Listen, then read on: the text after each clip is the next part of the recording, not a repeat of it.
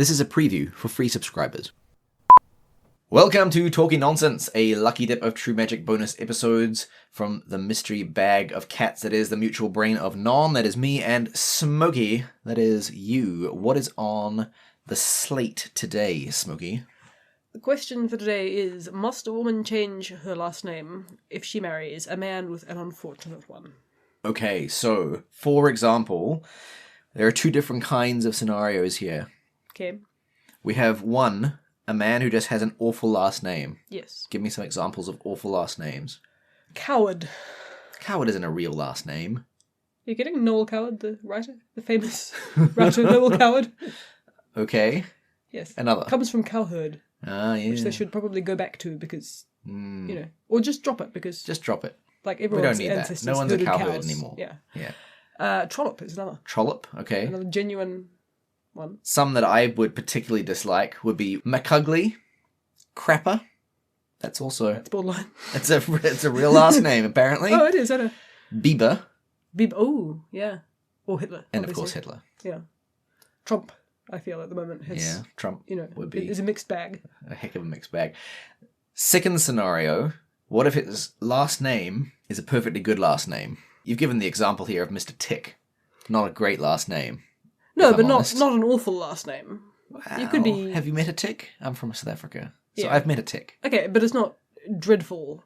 You could be Christopher Tick and it wouldn't be a huge deal. Okay. So Christine Tick wouldn't be a problem, but Luna Tick might be. Lunatic might be, yes. Okay. Exactly.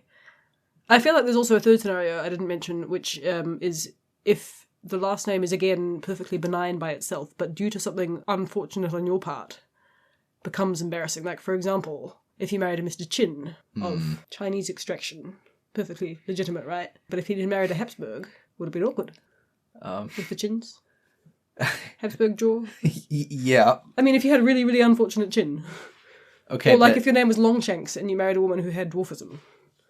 Okay. Like, it's just going to cause problems. And it's not the fault of the last name, but it is it's just the sort of thing that people are going to mock you mercilessly Yeah, exactly. Yeah. Right. Needless suffering.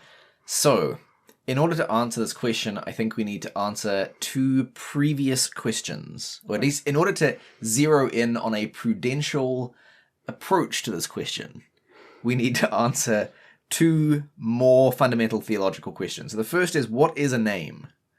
And then the second is, why does a woman take her husband's name? So to answer the question of what is a name, I would take us to the places in Scripture where God speaks about his own name.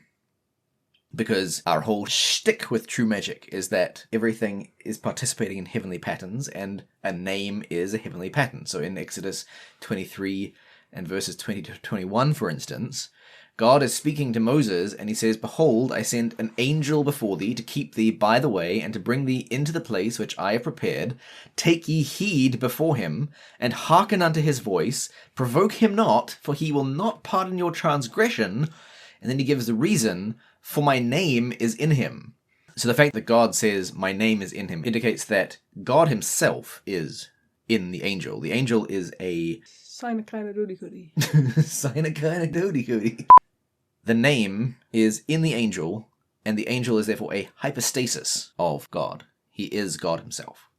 You see this similar thing in Deuteronomy 12 verse 5. God multiple times in Deuteronomy and throughout the Old Testament actually uses similar language here. He talks about the place unto which Yahweh God shall choose out of all your tribes, as being the temple, to put his name there as his habitation. If you enjoyed this preview, get access to the full episode by upgrading to a paid membership at truemagic.nz.